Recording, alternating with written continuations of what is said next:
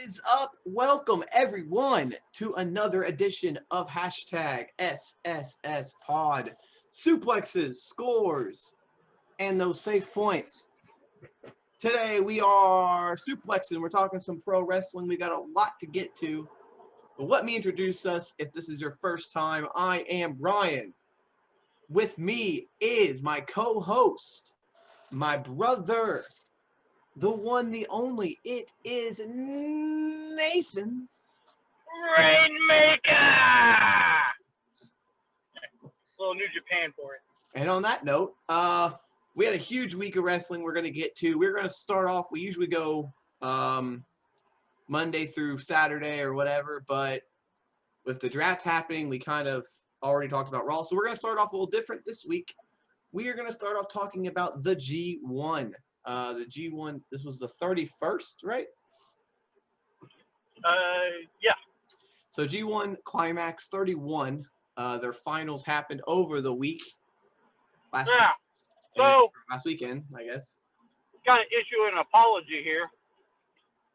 Because on our last podcast, I did say something about maybe doing predictions for the G1 Climax, but I didn't expect them to rush through it in 4 days. They kind of just did the last 3 days all back to back to back, and then had a 2-day break, and then the Climax. And so I didn't even know it was happening. And then I watch it, and it usually the G1 Climax is like a big pay-per-view, and they have a bunch of title matches. But on this one, it was just all tag matches, 8-man, 6-man, regular tag, just all tag matches until the final match. So not really something you can do predictions on anyway. Yeah, because we didn't even know any of the matches were happening other than the G1 matches. So we'll make it up. We will be doing one for Wrestle Kingdom in January. So we will definitely make up for that and do a prediction for Wrestle Kingdom. So let's talk about the G1 and who won and all that fun stuff. All right. Well, in the A block, it came down to Kota Ibushi getting the win in the A block with 14 points, and then Okada, Jay White, and Will Ospreay all had 12. So he narrowly escaped. He won 7 matches, had 2 losses, and got the win by 2 points. So he was the A block winner. The B block, it was a 3-way tie between Sonata, Naito, and Evil. And but Sonata had pinfall victories over both of them, so he ended up winning the tie break, and he was the B block winner. So in your final, it was Sonata versus Kota Ibushi. Okada and Ibushi.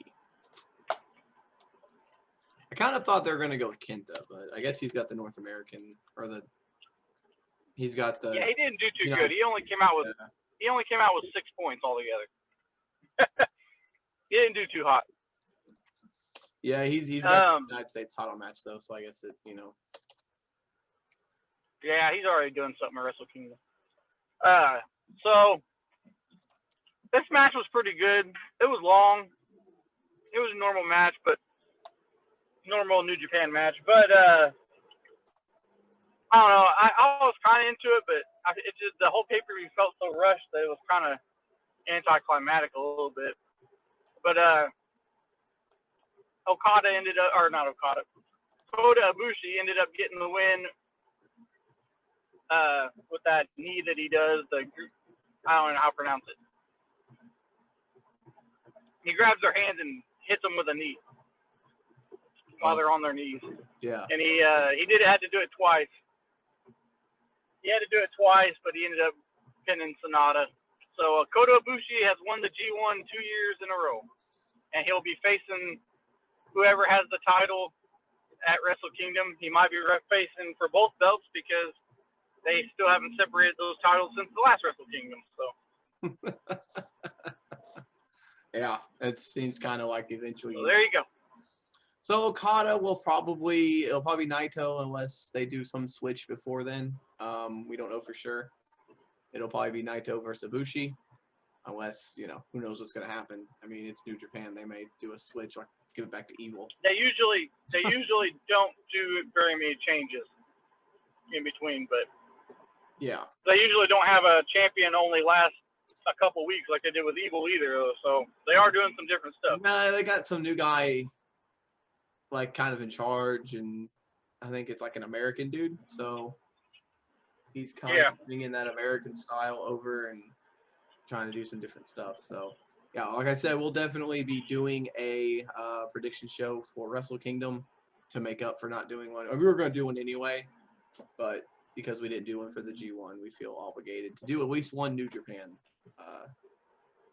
because we haven't done a New Japan prediction show yet. So.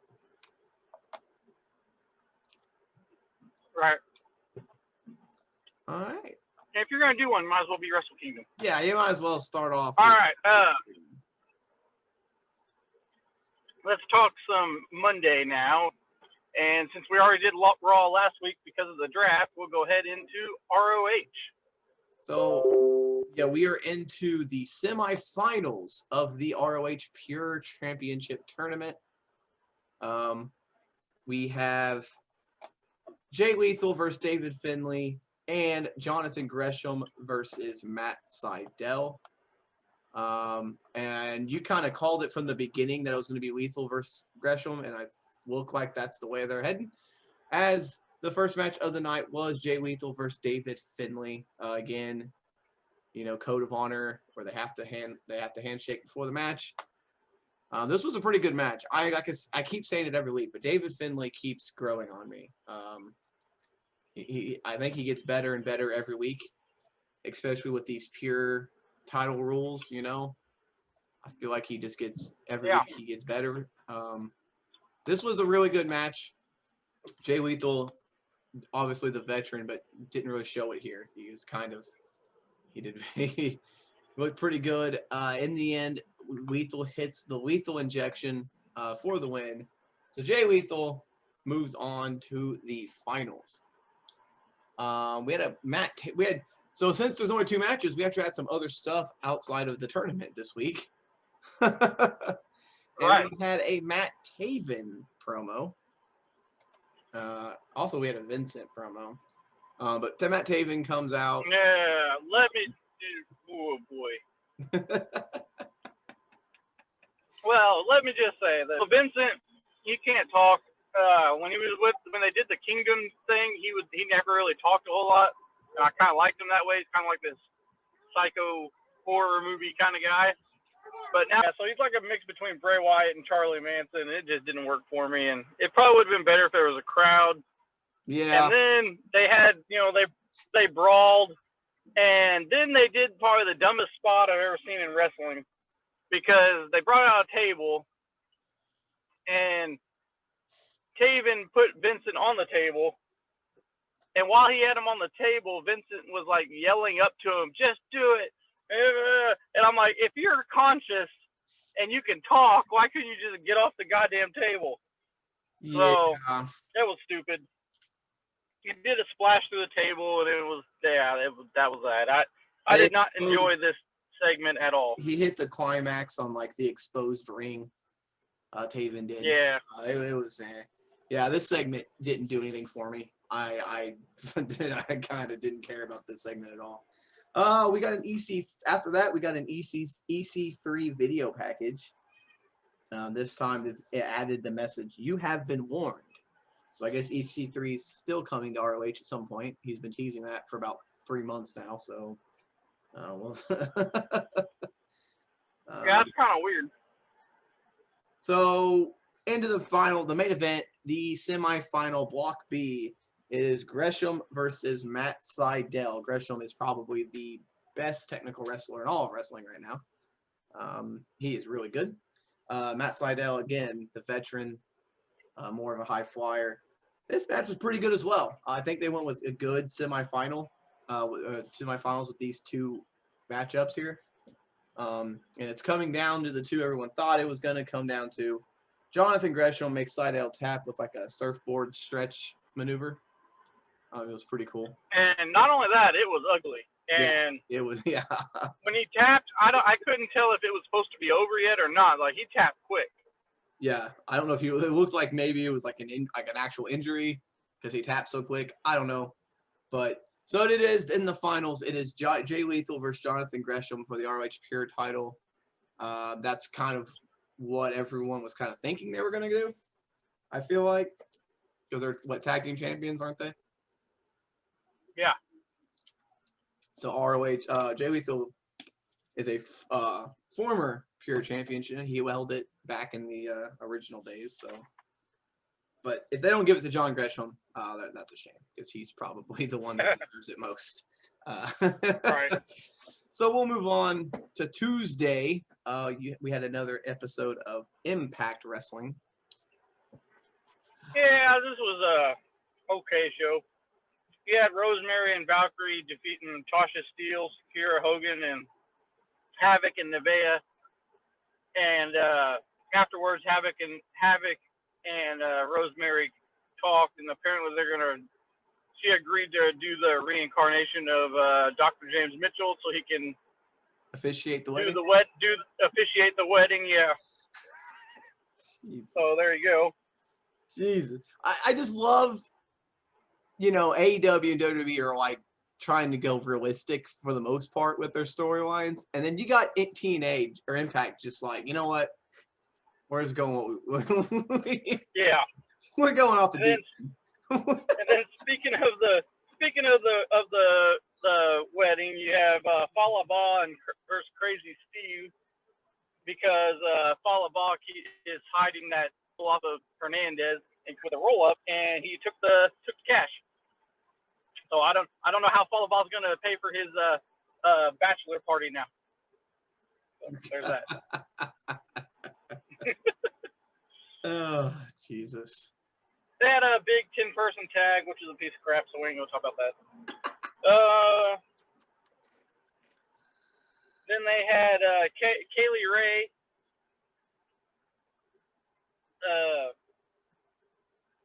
or Kimberly, sorry, fought Deonna Purrazzo or Kimberly fought Kaylee Ray. Sorry about that. With Deonna Purrazzo, I kicked her ass, and then Gallows and Anderson beat, or Doc Gallows beat Madman Fulton in a no disqualification match. This match was not good at all. Very slow. Two big guys just lumbering around. Moose and EC3 had their face off because apparently he did not throw the freaking title away like I thought. He tossed it into the woods, but now apparently had it back in his hands. I don't know. And Moose found out where he was and tracked him down. Was going to get his belt back. They got into a brawl, and then I don't know who came up with the music for it was one of those movie style fights. And I don't know who came up with the music for it, but it was like an 80s hair metal ballad that they were fighting to. It was really stupid. And then Moose just repeatedly hit him in the head till he was bloody, and they didn't even show it on the screen. He acted like he was killing him. And then he took the belt. And then EC3 smiled and laughed, and I don't know what the hell's going on. So there's that. And that's how the show ended. So there you go. Well, that's great. That was Impact. I apologize if there is audio issues or video issues. My internet is kind of going crazy right now. So I apologize if anything is going on. I can't tell right now. So hopefully this is all being recorded. I don't know what's going to happen in here. My internet is going completely haywire right now. So anyway, we're going to keep trudging on and hopefully everything works out. We're going to move on to Wednesday. AEW had a big show. This was their 1-year anniversary show. 4 championship matches on this show. This was crazy. First match of the night was the tag team championship match. Best Friends versus FTR. This was good. What did you think of this match? It was all right. I'm not a big fan of either of these two teams. But this match was good. I enjoyed it. I think this match would have been a lot better if Chuck Taylor wasn't in the ring. Yeah, Taylor brought it down. I mean, Cash and Dax, or whatever the hell the names are now. Yeah, that's their names. They can both go still. I'm not a fan of their attitude, but of the way they did things in WWE or whatever. But they can still go, and they're still great. And Trent is awesome. I've always thought Trent was awesome, back to the Dude Buster days. So when it was just Trent in the ring, it was great. Once Chuck Taylor got in, it was not very good. But in the end,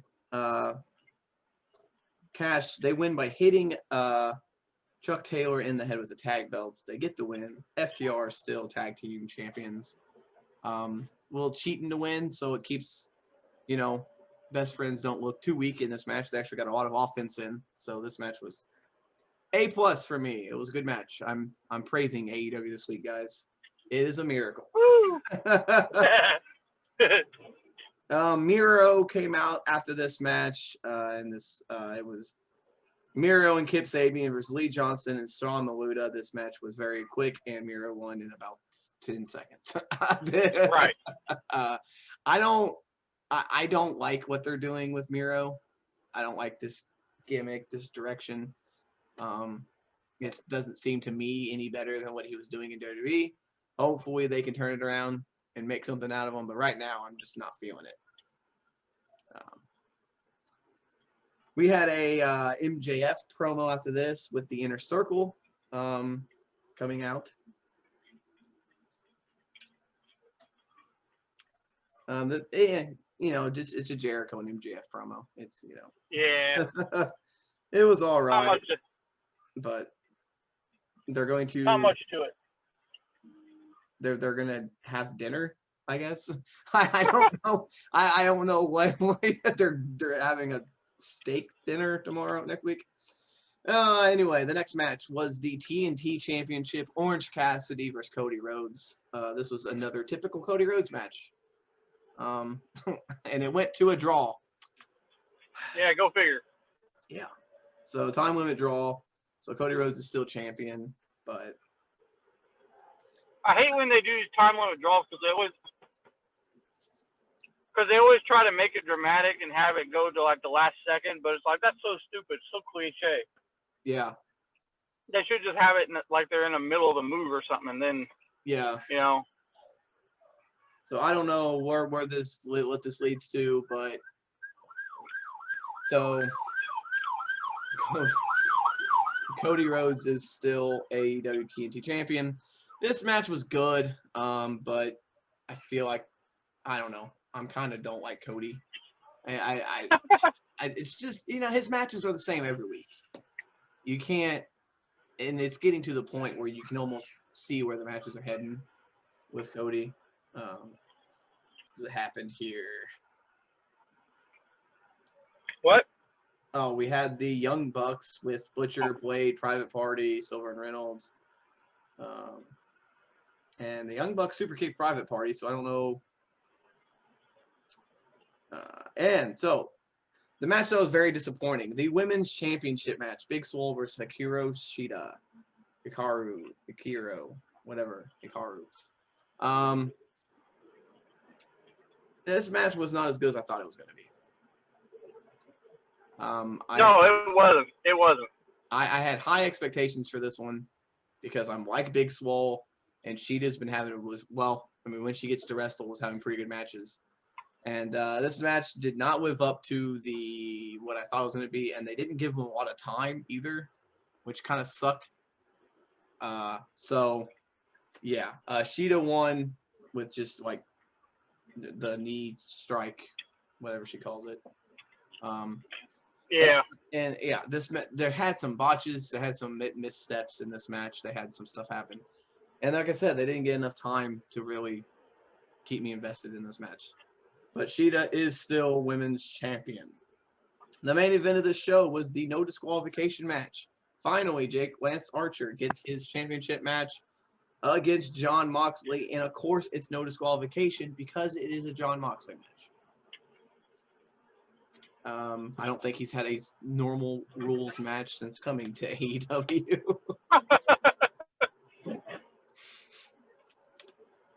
This was your typical no disqualification big man match. Archer beat on him for a while. Moxley gets the win with the he rolled him up. Like he didn't hit him with a move, he just rolled him up with a crucifix with the win. And then Eddie Kingston comes out, so I'm assuming that's the next challenger again. Eddie Kingston's gonna get another shot at the title. Yay.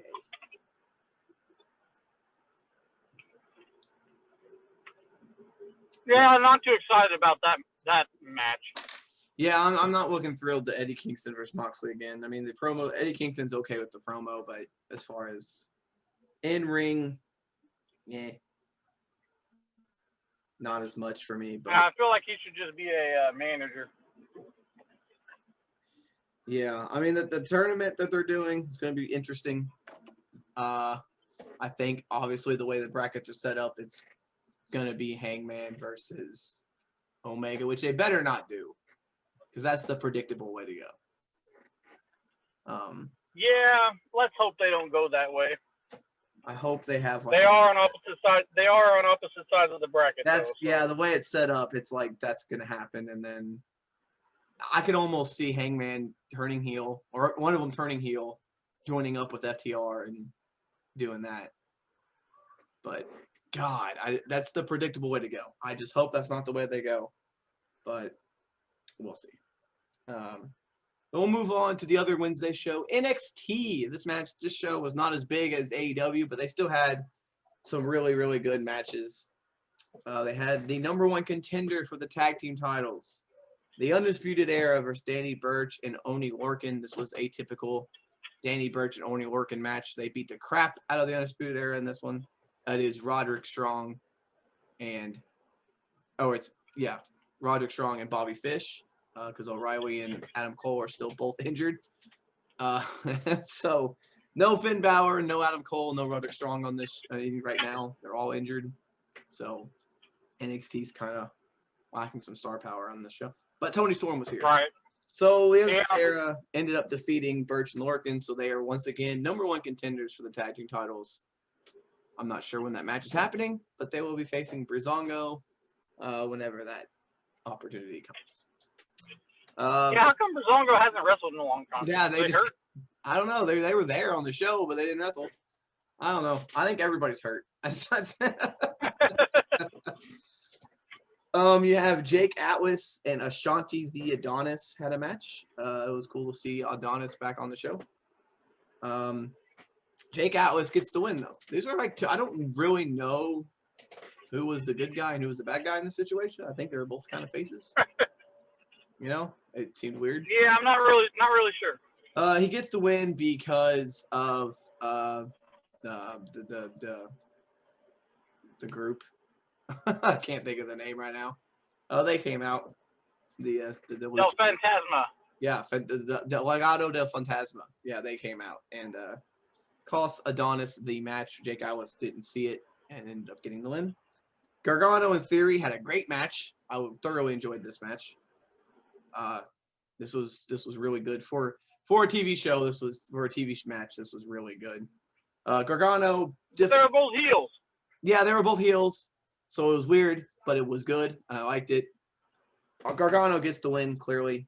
I mean, I would like to see a Theory get the win, but Gargano gets the win here. They had the #1 contender for the NXT Women's Championship that they will face at Halloween Havoc. It was Candice LeRae versus Shotzi Blackheart. Kind of figured Shotzi wasn't winning because she's hosting Halloween Havoc. So anyway, Candice gets the win. It'll be Candice LeRae versus, once again, getting a shot at Io Shirai's Women's Championship. They never have a bad match, so that should be good. Right. And after this, it was Tony time. Tony Storm finally making her return. It has been so long. She took on Aaliyah. This was a squash, essentially. Aaliyah got some offense in, but Tony Storm gets the win against Aaliyah. So Yeah, when she hit her Storm Zero, Aaliyah barely flipped in time. I mean, yeah, it was very scary. I was very scared for Aaliyah there because she barely got over. Imperial defeated Killian Dane and Drake Maverick. They're still doing that thing with Drake and Killian. It's entertaining. It's something. The main event of the show was the NXT North American Championship match between Damian Priest and Dexter Lumis. It's not a match I was expecting to see this soon between them. Two big men, but they're both athletic as hell, so it was actually a really good match. Right. In the end, though, oh yes, we didn't talk about the spin the deal, make the wheel, or whatever the hell thing that's gonna happen. Anyway, in the end, it was Damian Priest keeping his NXT championship or North American championship against Dexter Lumis because Cameron Grimes, baby, Cameron Grimes to the moon, showed up and did the cave in on the apron, and then Priest hit him with a choke bomb and kept the title. But then Johnny Gargano took out Priest on the ramp, and then William Regal appeared, and then he said that Candice will face Io and Johnny will face for the North American title, but the stakes are higher because there will be the spin the wheel, make the deal. Yeah, and then you get it's basically what Raw Roulette was. It's just a big wheel that they're going to spin to determine the stipulation for their matches. So yeah, but then you get what's her name? Shotzi? Yeah, Shotzi Blackheart doing the worst horror movie scream. I don't know what the hell that was. I don't know what she was going for. But yeah, it didn't. It didn't work for me, I'll tell you that. But so at Halloween Havoc, it will be the spin the wheel, make the deal. They should have just called it something else. I know that's what they called it in WCW. But it's the Raw Roulette wheel. I mean, it was just on the video board this time. That's all it was. They had a bunch of different match types, so we'll see what their matches end up being at Halloween Havoc in 2 weeks. Is it all the matches? I don't know. I think it might just be those 2 matches. I'm not sure. He said those 2 matches. It'd be better if it was all the matches. He said those 2 matches, but again, it could be all the matches. He just, sometimes they'll just do that. I know it'd be really cool if it was every match was a stipulation, but then you get some stupid match, like a freaking blindfold match or something. Yeah, but it's not a takeover, so it's. I mean, I don't know. You'll get a coal miner's glove on a pole match. Anyway, so of those 2 shows, AEW was the better show overall. I enjoyed both shows, but I'm giving AEW the win this week. I think that was pretty hard for you to say that. It was. I mean, yeah. They had 4 title matches, even though one was very disappointing. It was still 4 title matches. I mean, you can't really. They're giving away 4 title matches on free TV. You got to kind of. So, yep. Move on. Anything happened on Thursday other than NXT UK, I guess I forgot about? Yep, NXT UK, baby. I forgot what day of the week they're on anymore. This week we had the 3rd match in the tournament for the Heritage Cup. Heritage Cup.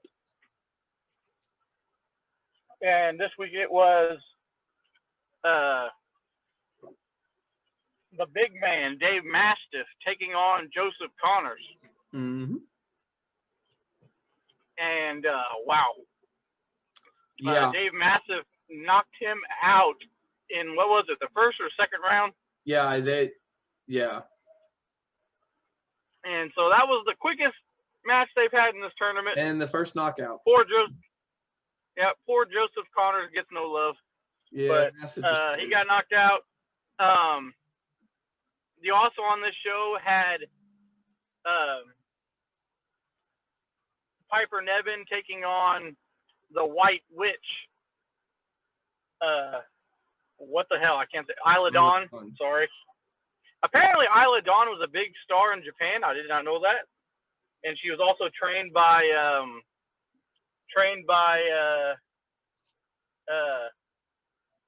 Killian Dane.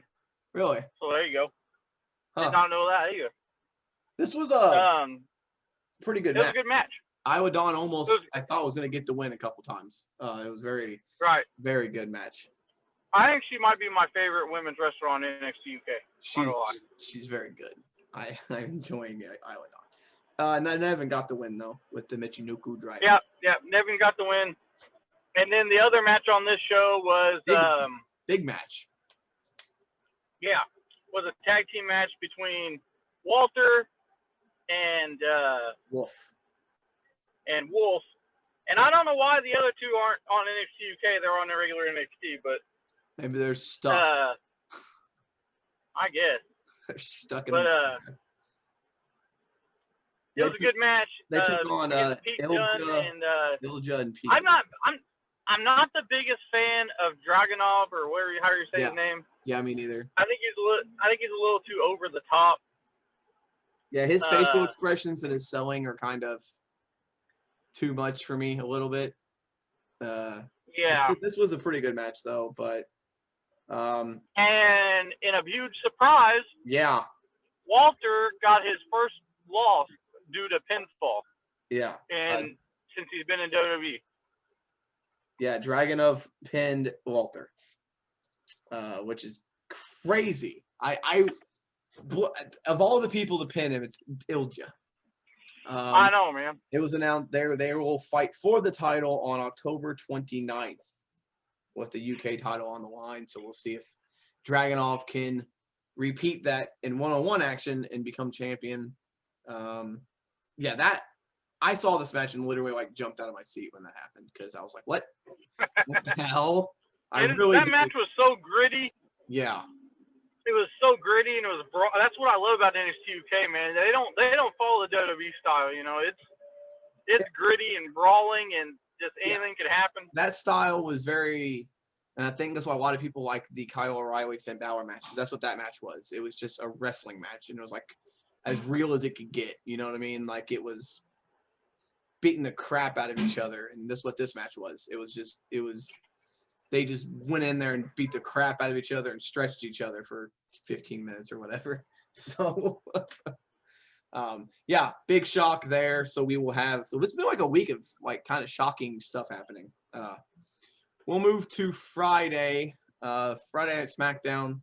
Not really a traditional SmackDown, as this is still I guess the official draft. New rosters start next week. You had some of the people here. You had people leaving. This show was all over the place. Yeah. Let me get the results because the big thing that happened was New Day's final match together. Yeah, the New Day farewell. They had a triple six-man tag. No turns on each other. Win the match and just hug and get all emotional and sad, even though I don't really understand it because they still do a podcast every week. So, I mean, I guess it's sad. Well, not only that, but it's not like they're touring right now. It looks. I know, but it looks legitimate though that they really didn't know that was going to happen. I feel like it was. Yeah, I feel like it was legitimate that they didn't know, but at the same time, it's with WWE's current situation, they're going to be in the Thunderdome till the end of the year. At least, if not longer. So you're still gonna be able to see each other, right? Guys from SmackDown can go to a Raw taping, right? It's not like they're not. They're keeping them kind of after this draft special or whatever you want to call it. I've heard that they're going to try to keep everybody as separate as possible. So I mean, I get it, but they're still gonna be able to see each other. They're only wrestling one day a week. I mean, yeah. I mean. People talking about they're breaking up couples or whatever because the Usos and Naomi, but it's they're wrestling one day a week right now. It's not. I mean, It's not that serious. Anyway, this show started off with Lars Sullivan versus Jeff Hardy. Hardy tried. This was Jeff Hardy's last match on SmackDown as well before he goes to Raw. And he got destroyed. And Lars Sullivan destroyed him and just beat him with the freak accident. I hate that move. It's not a good move. Lars Sullivan, all controversy aside of what he's done outside of the ring, in the ring, he's not that impressive. He's big, but that's all he's got. He's big and strong, but he's okay. I'm not a big fan, and that has nothing to do with what he does outside of the ring. It's just I'm not a fan of his in-ring. Right. So we'll see. Oh, maybe he'll get better. I mean, Hardy made him look good in this match because he can sell, but other than that, I was not a big fan of this match. We moved to the six-man tag, New Day versus Cesaro, Sheamus, and Shinsuke. Xavier Woods and Kingston are going to Raw. Sheamus is going to Raw, so this is the last time Big E gets to interact with Sheamus as well. This is a typical six-man tag, but it was really good. These six men worked just so well together. This was like they weren't even trying. Yeah. They hit the midnight hour one last time. They get the win. The promo before the match was probably the highlight for me because it was real. It was it didn't seem like a scripted promo. It felt like they just told him go out there and say what you want to say. Yeah, but it was really long though. Yeah, they kept going.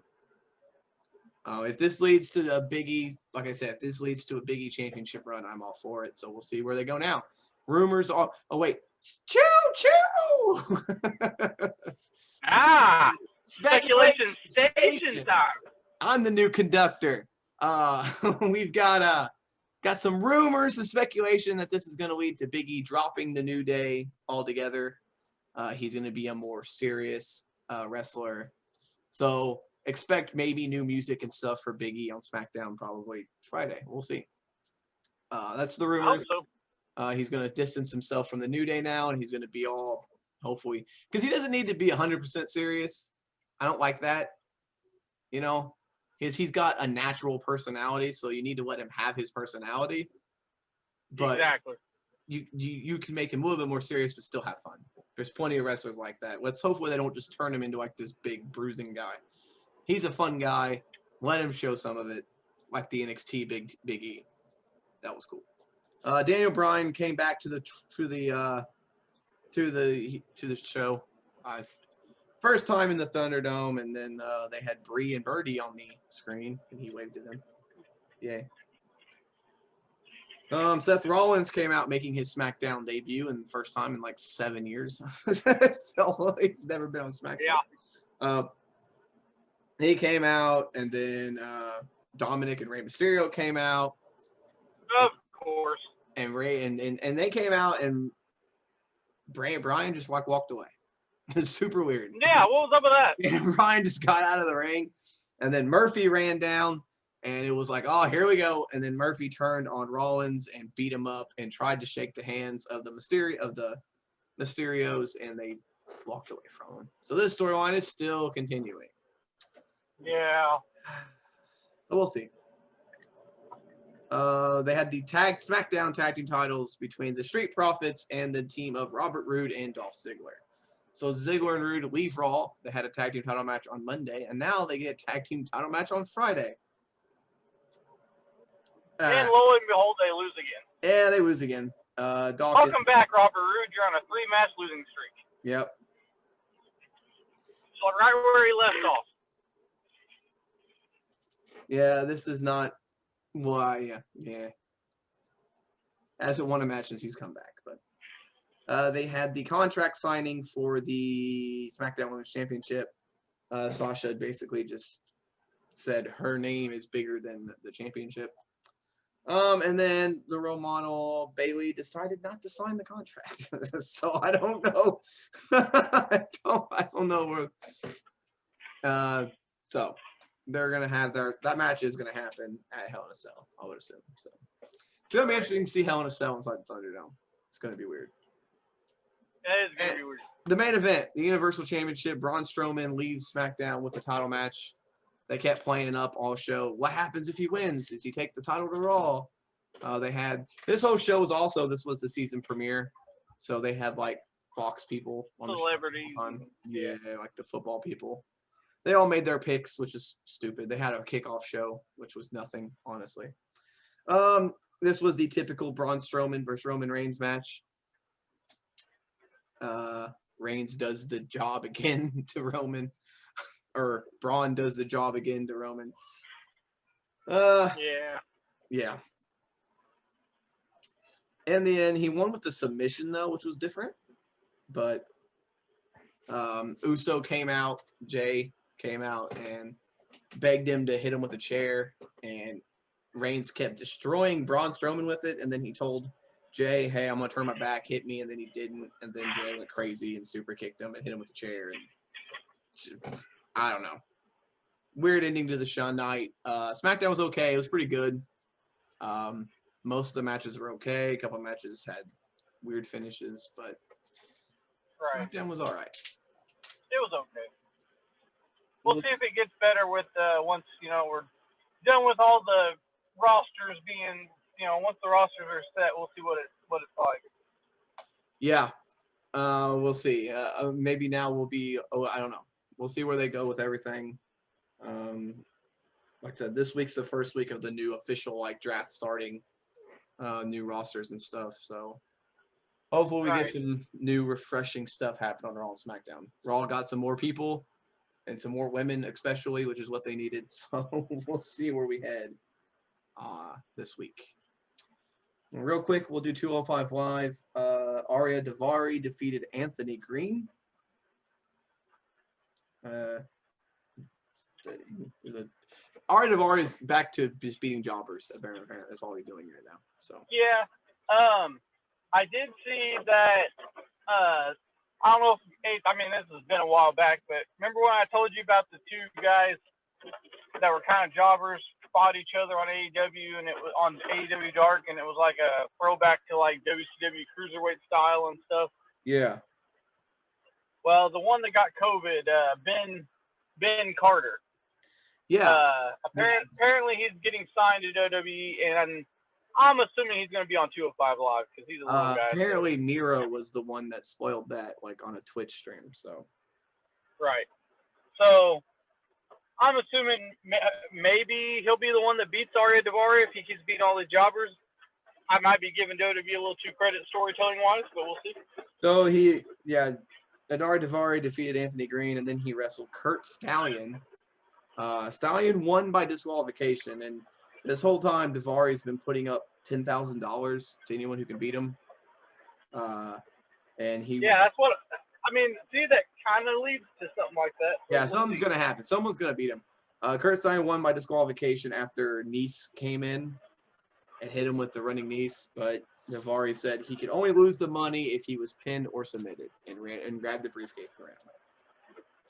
And in the main event of the show, it was Isaiah Scott versus the Brian Kendrick. Kendrick's back wrestling every week now. He's just, just doing it every week. This was a really good match. But I don't know. Kendrick was selling an arm injury most of the match. Really good. But in the end, Isaiah Scott wins, continues his winning ways. Just winning other than winning the championship. He can't win the title, but he can win everything else.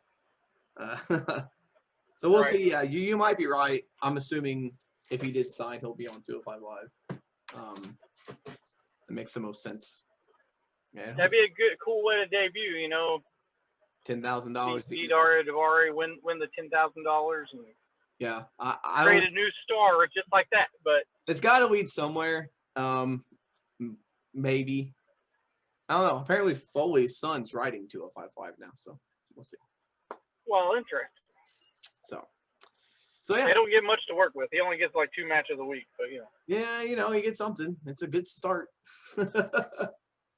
Yeah. That was the week in wrestling. I said I apologize if there is any audio or video issues with this. My computer was going haywire most of this podcast, so hopefully there's no audio issues. If there is, I apologize. It's what we deal with bad internet. So we'll be doing a Hell in a Cell prediction this week because that is coming up Sunday. So we've got a Hell in a Cell prediction. We will be having a Bound for Glory prediction because that is sometime soon, right? The end of this month? Yeah, it should be coming at the end of October, yeah. So we'll be doing a Bound for Glory prediction. We'll have full gear coming soon. So a lot of prediction videos coming your way in the near future. We also have the gaming podcast and the sports podcast. You can also check out the YouTube channel if you want to see the video version of this podcast. I don't know, you can see my face if you want to check that out. As always, you can follow me on Twitter, Instagram, Facebook, and the YouTube channel is at SabryENT. That is SABRYENT. We also, if you go to anchor.fm/SSSpod, you can actually donate to this pod if you feel like it. You don't have to. It's whatever. You can go as small as $1. Every dollar donated will help us out to get better equipment and make this podcast bigger and better. So if you want to do that, go to anchor.fm/SSSpod. All of those links will be in the description of this video, however you're listening to it. We appreciate you listening and tuning in. And so as always, we're here to remind you to score if you can, save if you must, but always suplex when necessary. Later.